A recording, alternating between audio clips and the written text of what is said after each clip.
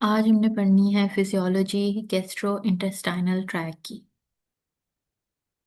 निज़ाम ए निज़ाम मतलब वो सिस्टम, आपके बॉडी का वो सिस्टम जिससे हम लोग फूड आपकी बॉडी में इंटेक करवाते हैं।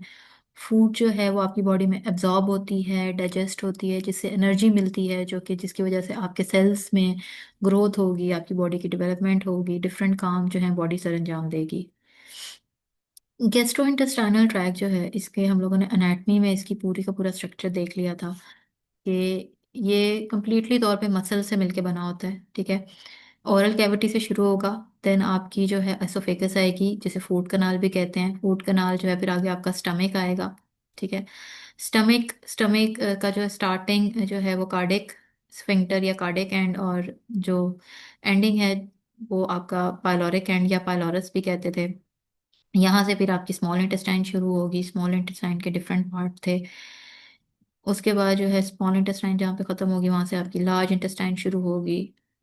लार्ज इंटेस्टाइन जहाँ पे खत्म होगी, वहां पे आपका रेक्टम है, जहाँ पे फीसिस थोड़ी देर के लिए स्टोर की जाएंगी, देन एनएस से रिमूव कर दी जाएंगी।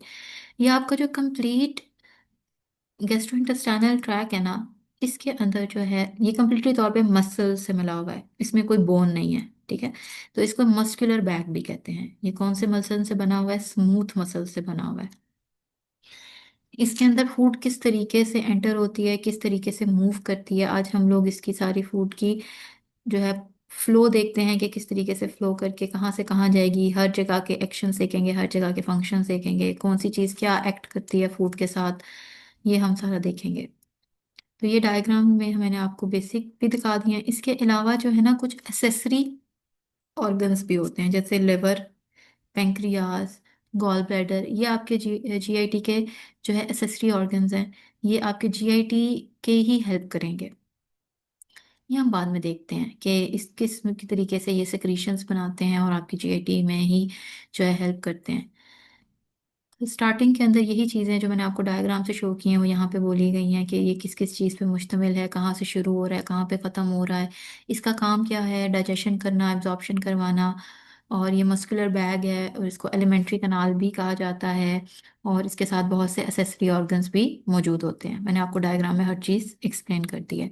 फिर कह रहे हैं कि अगर आप अपने वो लेयर्स देखें जिनके ऊपर, जिसकी वजह से आपका एक कंप्लीट जो है जीआईटी बना हुआ है, वो अगर हम लेयर्स देखें तो ये इन्होंने यहाँ से ये स्मॉल स्टमक का ना थोड़ा सा पोर्शन इन्होंने माइक्रोस्कोपिक व्यू में दिखाया हुआ है कि जो सबसे अंदर वाली लेयर है जो कि आपके फूड के साथ कांटेक्ट में आएगी, दैट इज योर म्यूकोजा।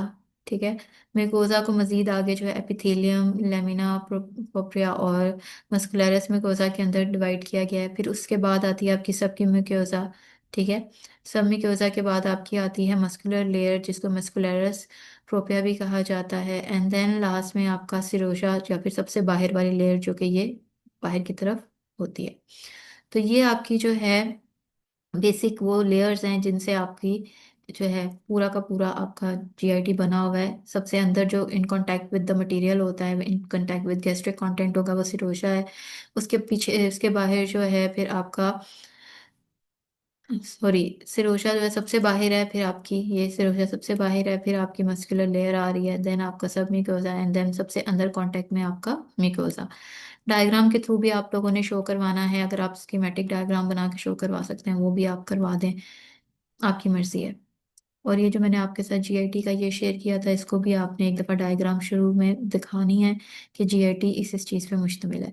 सबसे पहला जो प्रोसीजर है, दैट इज़ योर स्वॉलोइंग। मतलब आपने कोई भी खाने की चीज़ जो है अपने माउथ के अंदर रखनी है और उसको स्वॉलो करना है। उसके लिए सबसे पहले आप उसको तोड़ते हो। ठीक है, सबसे पहले हम लोग, इसके 3 स्टेजेस हैं, एक आपका ओरल स्टेज है, फिर आपका फेरेंजियल स्टेज है, देन एसोफेगल स्टेज है।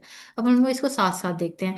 ओरल स्टेज के आप अंदर आप क्या करते हो, आपने अपने माउथ में फूड ली, आपने जो है, ये वॉलंटरी स्टेज है, इसमें आपने क्या करना है, आपने अपने टीथ की, जुबान की, और आपने अपने पैलेट, इन सब की जो है मूवमेंट के तौर पे आपने उसको तोड़ के उसके अंदर सलाइवा को ऐड ऑन करके आपने जो है उसका एक बोलस बना लेना है। ठीक है, एक मुलायम सा एक बोलस बन जाता है, जो कि अब आप इजीली निगल सकते हो।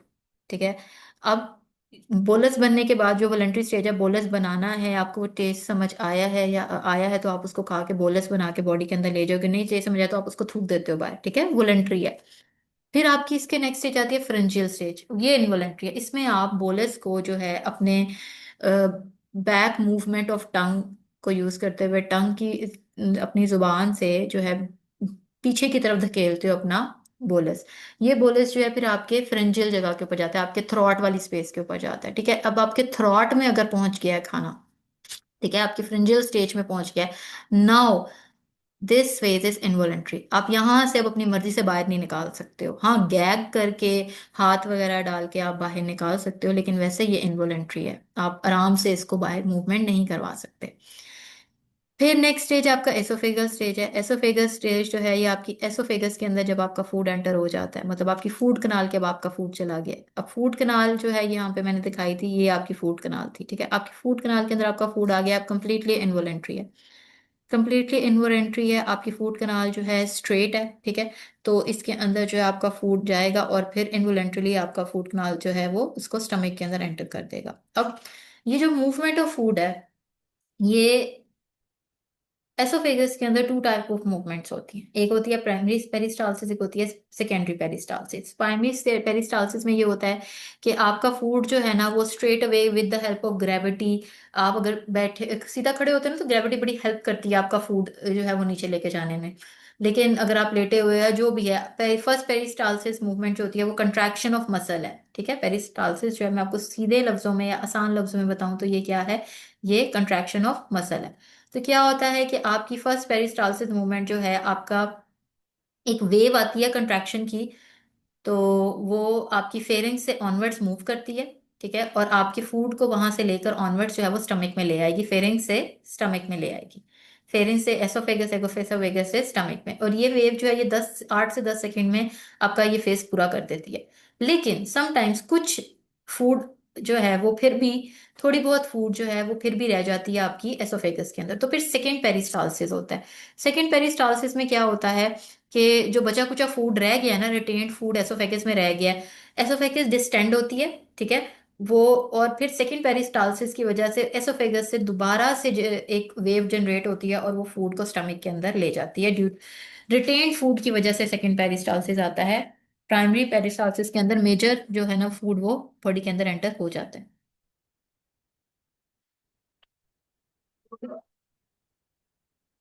यहाँ यही वो ग्रेविटी वाला पॉइंट भी बताया हुआ है, और यहाँ पे बताया हुआ है कि एक बंदा खड़ा हुआ है तो उसका जो फूड है वो माउथ से आपके फेरिंग्स एंड देन आपके एसोफेगस से स्टमक में 5 से 8 सेकंड के अंदर आ जाता है, क्योंकि ग्रेविटी बड़ा हेल्प करती है फूड को जो है वो नीचे की तरफ खींचने में, आपके एसोफेगस से स्टमक के अंदर लाने के लिए।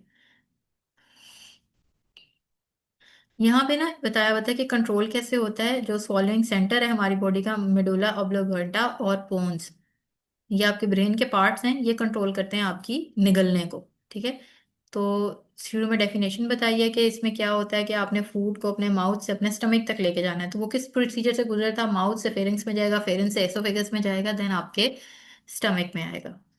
ठीक है, तो इसके अंदर ये 3 स्टेजेस थी।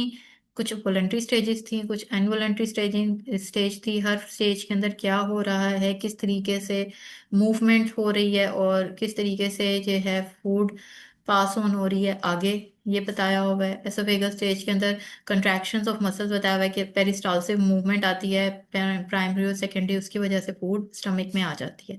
नेक्स्ट स्टेज के अंदर आपकी फूड स्टमक में आ चुकी हुई है। स्टमक के कुछ फंक्शन है, ये मैंने आपको स्टमक की थोड़ी सी यहाँ पे डायग्राम में स्टमक की फिजियोलॉजी देख लेते हैं कि स्टमक की जो स्टार्टिंग है, एसोफेगस ने स्टमक में लिया, ये कार्डिक नॉच, कार्डिक स्फिंक्टर, इसको ये कहा जाता है। पूरी स्टमक की बॉडी को फंडस या बॉडी कहा जाता है। और लास्ट में ये पाइलोरिक एंड या पाइलोरिक स्फिंक्टर या पाइलोरस कहते हैं, और ये यहाँ से फूड निकल के जो है वो ड्यूडेनम में आ जाती है। जब स्टमक के अंदर फूड आती है वो बोलस की फॉर्म के अंदर होती है। ठीक है, स्टमक जो है वो उस बोलस को अपनी डाइजेस्टिव जूसेस जो खुद से वो प्रोड्यूस करवा रही है, जिसके अंदर जो है पेप्सिन भी आता है, हाइड्रोक्लोरिक एसिड भी आता है, उसके साथ जो है ना उस फूड को मिक्स करेगी। ठीक है, और मिक्स करने के बाद जो है उसको अच्छे तरीके से जब वो मिक्स कर देगी, मिक्सिंग वेव्स आएंगी या पेरिस्टालसिस वेव्स इधर भी होती हैं, जो कि फूड को कंप्लीटली तौर पर उन सिक्रीशंस के साथ मिक्स कर देती हैं। अब उन सिक्रीशंस के साथ वो क्या काम कर रही है, कैसे काम कर रही है, उसको हम बाद में डाइजेशन में देखेंगे, अभी हम जस्ट फंक्शन देख रहे हैं कि mixing and propulsion of food in stomach. उसके अलावा जो है ये जो मिक्सिंग वेव्स हैं जो मिक्स करती हैं फूड को जो है गैस्ट्रिक जूसेस के साथ, ये हर 20 सेकेंड में एक न्यू वेव बनती है। बेसिक इलेक्ट्रिकल रिदम बेस्ड हैं ये। स्टोरेज ऑफ फूड भी स्टमक करता है। स्टमक जो है थोड़े वक्फे के लिए आपकी फूड को अपने अंदर स्टोर करता है। और स्टमक की जो कैपेसिटी है, कितनी फूड को अपने अंदर स्टोर कर सकता है, 1.5 लीटर ऑफ फूड जो है वो अपने अंदर स्टोर कर सकता है। और वो फूल जाता है, बल्ज आउट हो जाता है, ठीक है। और समटाइम आप खाना खाओ तो आपको फील होता है कि आपका जो बेली एरिया है, जो स्टमक वाला एरिया, वो थोड़ा फूल गया है, पेट बाहर आ गया है, तो क्योंकि वो स्टमक जो है वो आपका बल्ज आउट हुआ होता है। थोड़ी देर के लिए जो है ये कहाँ से स्टार्ट हो रहा है कहाँ पे एंड, ये मैंने आपको बता दिया। थोड़ी देर के लिए फूड को स्टोर करता है और फिर फूड को बाहर जो है वो, यही जो आपकी वेव है, वही आपकी वेव फूड को वहां से आगे निकाल देगी। फिर जब आपकी फूड जो है स्टमक के गैस्ट्रिक जूसेस के साथ मिक्स हो जाती है, वो जो बोलस था वो गैस्ट्रिक जूसेस के साथ मिक्स हो गया था, अब वो काइम के फॉर्म ले लेगा। अब उस चीज को कहेंगे ये काइम है। क्या है ये? काइम। अब यहाँ से काइम जो है वो स्टमक के बाद से जो है स्टमक से उसने बाहर निकलना है। बहुत से फैक्टर्स हैं जो कि जो है इस चीज के ऊपर एम्पटिंग ऑफ स्टमक को जो है वो अफेक्ट करते हैं कि स्टमक से किस तरीके से जो है फूड जो है वो बाहर निकलेगी थ्रू पाइलोरिक स्फिंक्टर, या काइम जो है वो किस तरीके से पुश आउट किया जाएगा पाइलोरिक स्फिंक्टर से आगे इंटेस्टाइन में। स्मॉल अमाउंट्स में जो है ये निकाला जाता है, ठीक है। ये जो स्मॉल अमाउंट्स हैं ये 2.7 ml जो है पर कंट्रैक्शन, ये भी निकल सकता है। स्टमक से ड्यूडेनम में चला जाएगा। और इसका मेन चीज जो है कि कितना जा रहा है, 2.7 जा रहा है, 1.5 जा रहा है, ये डिपेंड करता है कि वो पार्टिकल साइज कितने हो चुके हुए हैं मिक्सिंग एंड प्रोपल्शन के बाद। अगर पार्टिकल साइज बड़ा है तो जो है कम जाएगा काइम ड्यूडेनम में, अगर छोटा है तो ज्यादा जाएगा। तो ये जो कम और ज्यादा है, ये एक तो पार्टिकल साइज पे भी डिपेंड करता है, दूसरा जो है सिग्नल पे भी डिपेंड करता है। अब सिग्नल कौन से हैं? एक है आपका नर्वस सिग्नल जो आपके, दूसरा जो है आपका सिग्नल वो गैस्ट्रिक हार्मोन है, जो कि आपकी फूड के ऊपर डिपेंड करता है कि आपकी बॉडी वो गैस्ट्रिन हार्मोन रिलीज कर रही है कि नहीं, या आपके जो आप कहते हैं ना कि ये टेस्टी फूड है और ये फूड मुझे पसंद नहीं आ रहा, उसके मुनासबत से ये हार्मोन रिलीज होता है। फिर हम लोग आगे कहते हैं कि ये दोनों फैक्टर्स जो हैं ये प्रमोट करते हैं स्टमक से फूड निकाल के इंटेस्टाइन के अंदर लेके आना। फिर स्टमक के हम काम पढ़ रहे थे, चौथा काम क्या है? स्टमक स्टमक बहुत सी चीज़ों को सक्रीट करता है। कौन सी? अभी मैंने आपको बताई थी, बहुत से गैस्ट्रिक जूसेस बनते हैं स्टमक में, जैसे कि पेप्सिन, हाइड्रोक्लोरिक एसिड, पाइटल सेल्स होते हैं, गैस्ट्रिक सेल्स होते हैं जो ये चीज़ें बनाते हैं। अब स्टमक हाइड्रोक्लोरिक एसिड बना रहा है, हाइड्रोक्लोरिक एसिड फूड के साथ इंटरेक्ट करेगा, काइम बना देगा फूड को। काइम की फॉर्म में जब ये उसको कन्वर्ट करेगा, तो अगर फूड के अंदर कोई माइक्रो ऑर्गेनिज्म मौजूद है तो वो उस हाइड्रोक्लोरिक एसिड की वजह से उसकी डेथ हो जाती है, उसको किल कर दिया जाता है। तो यही यही करेंगे कि स्टमक के जो सेल्स हैं उन्होंने जो हाइड्रोक्लोरिक एसिड बनाया उसका एंटीसेप्टिक इफेक्ट भी है। फिर डाइजेशन में कैसे हेल्प करता है? स्टमक जो है वो प्रोटीन की डाइजेशन करता है, प्रोटीन्स को तोड़ के जो है कन्वर्ट करता है मजीद आगे छोटे छोटे मॉलिक्यूल्स के अंदर। वो हम लोग आगे डाइजेशन ऑफ प्रोटीन में जरूर पढ़ेंगे कि किस तरीके से कन्वर्ट करता है। जो आपका जो गैस्ट्रिक जूसेस हैं आपके, जो स्टमक के अंदर गैस्ट्रिक जूसेस बन रहे हैं, उनके अंदर लाइपेज होता है। वो जो है लिपिड की भी डाइजेशन कराएगा, और उसके अलावा उसके अंदर प्रोटीन को डाइजेस्ट करने के लिए भी क्या होता है? मेन इसकी डाइजेशन, प्रोटीन की डाइजेशन जो होती है ना, वो स्टमक के अंदर होती है। एब्जॉर्प्शन, बहुत सी ड्रग्स, बहुत अल्कोहल, ग्लूकोज वगैरह, बहुत से आइंस स्टमक में एब्जॉर्ब भी होते हैं, और बहुत सी चीज़ें जो हैं टॉक्सिन्स वगैरह और बहुत से और चीज़ें नाइट्रोजनस वेटेज वगैरह जो हैं वो स्टमक में एक्सक्रीट भी किए जाते हैं। स्टमक के थ्रू एक्सक्रीट भी होते हैं। तो ये 8 फंक्शंस जो हैं ये स्टमक के हैं। ये आपको पास पेपर में क्वेश्चन भी आया हुआ है, बेसिक फंक्शंस ऑफ स्टमक का। फिर अब स्टमक से स्मॉल इंटेस्टाइन में फूड आ गया। स्मॉल इंटेस्टाइन में जो फूड की मूवमेंट है वो दो तरीके से है, एक है आपकी मिक्स कंट्रैक्शंस और एक है आपकी प्रोपल्सिव कंट्रैक्शन। जो आपकी मिक्स कंट्रैक्शंस है ना, उनको सेगमेंटेड या सेगमेंटेशन कंट्रैक्शंस भी कहा जाता है। अब इसके अंदर जो है, यहाँ पे अगर हम डायग्राम में देखें तो एक जगह कंट्रैक्ट होगी, फूड आगे जाएगा, फिर दूसरी जगह कंट्रैक्ट होगी, फिर उधर से फूड आगे जाएगा, फिर उससे आगे कंट्रैक्शन होगी, फूड आगे जाएगा। ये है सेगमेंट्स। थोड़े थोड़े हिस्सों के अंदर जो है कंट्रैक्शन रिलैक्सेशन, फिर कंट्रैक्शन, फिर रिलैक्सेशन। तो ये 1 to 2 सेंटीमीटर की कंट्रैक्शन है, देन रिलैक्सेशन है, फिर 1 to 2 सेगमेंट की कंट्रैक्शन है, देन रिलैक्सेशन। इस तरीके से जो है all the way from the small intestine food आगे जाएगा। एक ये तरीका है।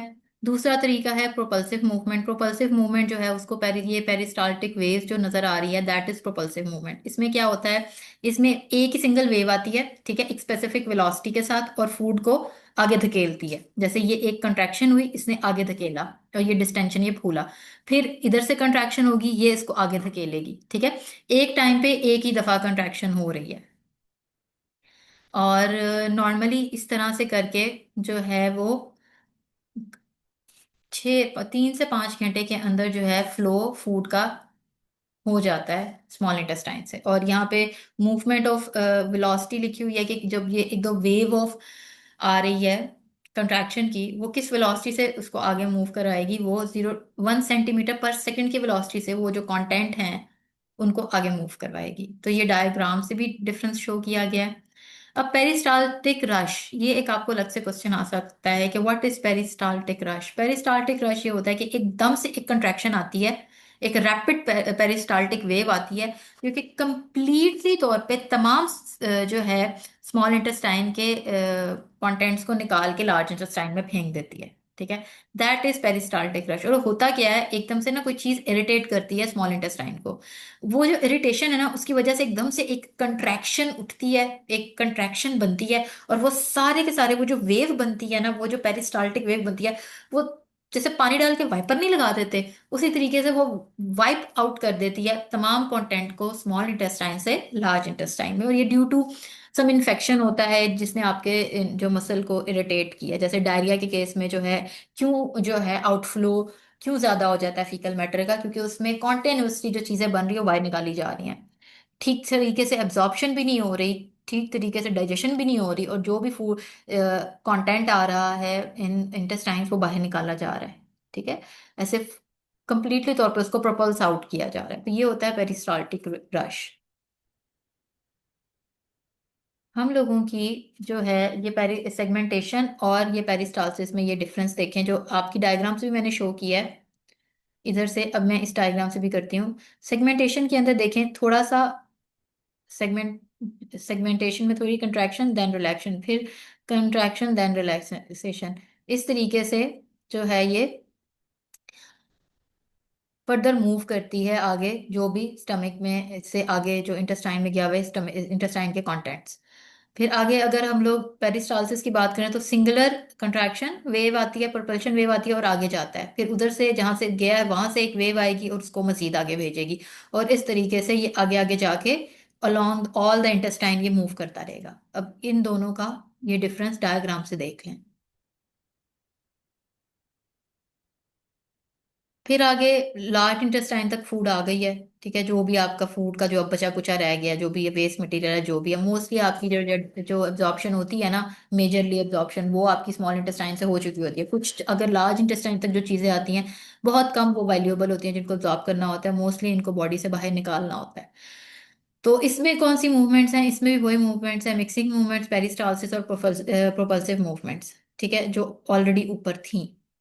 तो इसके अंदर अगर हम लोग, ये मैंने आपको जो है ना प्रोपल्सिव मूवमेंट दिखाई है, जो कि पेरिस्टाल्टिक वेव जैसी है, जिसमें एक पेरिस्टाल्टिक रिंग बनती है जहाँ पे कंट्रैक्शन होगी, और आगे जो है वो मूव होगा डिस्टेंडेड पार्ट, ठीक है।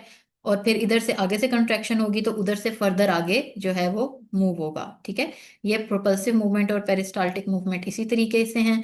और दूसरा जो है सेगमेंटेशन, पहले हमने पढ़ा था सेगमेंटेशन के अंदर ये सेगमेंट्स, कंट्रैक्शन का एक फेज, देन रिलैक्सेशन वाला, फिर कंट्रैक्शन का, फिर डिस्टेंशन वाला, सॉरी रिलैक्सेशन बोल रही हूँ, डिस्टेंशन मतलब वहां से जगह फूली हुई है, फिर कंट्रैक्शन एंड देन फिर से डिस्टेंशन।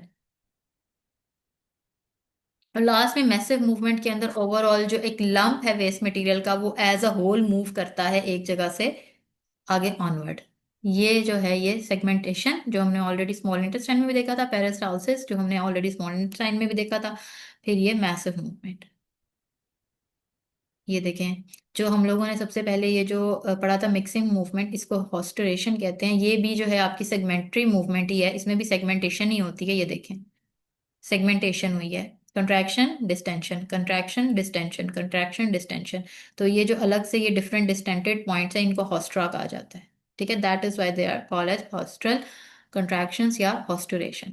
अब इसमें बताया हुआ है कि वो जोन जिसको कंट्रैक्टेड होता है वो कितना होता है, ठीक है, कितना लॉन्गिट्यूडनल होगा, और इसमें जो है कितनी देर में ये वेव बनती है और कितनी देर में ये जो है वो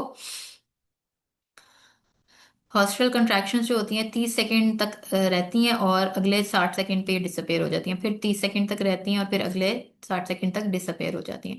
पेरिस्टालसिस मूवमेंट जो है वो 1 घंटे के अंदर काइमली, पेरिस्टाल्टिक मूवमेंट से ना बड़ा स्लोली काइम मूव करता है आपकी इंटेस्टाइन्स के अंदर से। जो मूवमेंट देखें बताई हुई है 4.5 सेंटीमीटर पर आवर, 1 घंटे के अंदर सिर्फ 4.5 सेंटीमीटर। तो फिर आपके ओवरऑल पूरी इंटेस्टाइन से गुजरने में 45 to 80 आवर्स लग जाते हैं। इतना टाइम लग जाता है क्योंकि आपकी कॉलॉन जो है उसमें से गुजरने के लिए बहुत ज़्यादा टाइम लग जाता है। फिर आगे जो है मैस मूवमेंट्स का बताया हुआ है कि 2 से 3 दफा जो है काइम जो है पूरी कॉलॉन से जो है पेरिस्टाल्टिक वेव की जगह से मूव होता है, और इस वजह से इसको मैस मूवमेंट कहते हैं। और इस वजह से जो है जो आपको दिन में जितने भी फीकल डिस्चार्ज होते हैं वो इसी वजह से होते हैं कि पूरी मूवमेंट होगी, रेक्टम के अंदर फीसिस आएगी और फिर आप उसको बाहर निकालोगे। ये वे डायग्राम जो है, ये मैंने आपको सेगमेंटेशन और पेरिस्टालसिस भी दिखाया है, आपकी किताब के अंदर भी है, आप इधर से भी ऐड कर सकते हो। फिर ये प्रोपल्सिव मूवमेंट और पेरिस्टाल्टिक कंट्रैक्शन, मैंने इनका आपको डिफरेंस दिखाया है। फिर ये मैंने आपको तीनों जो कॉलॉन की जो थी सेगमेंटेशन, ये मैंने आपको दिखाई है। आप डायग्राम से अच्छे तरीके से आपको ये चीज़ समझी जाएगी, इस वजह से मैंने आपको वहाँ किताब से ज़्यादा नहीं जो है वो करवा रही, मैं आपको डायग्राम से ज़्यादा फोकस करवा रही हूँ कि डायग्राम से आपको इसकी ज़्यादा समझ आएगी कि मूवमेंट कैसे हो रही है। और इस तरीके से मूवमेंट करके माउथ से शुरू होके एनस से आपका जो फीकल मैटर है वो आपकी बॉडी से बाहर निकल जाएगा। आज हमने जस्ट फ्लो देखा है, आगे कल हम लोग जो है इसकी नेक्स्ट लेक्चर में इसकी जो है वो हम लोग डाइजेशन और एब्जॉर्प्शन देखेंगे, और फिर उसके बाद इसके साथ इसके एसेसरी ऑर्गन्स।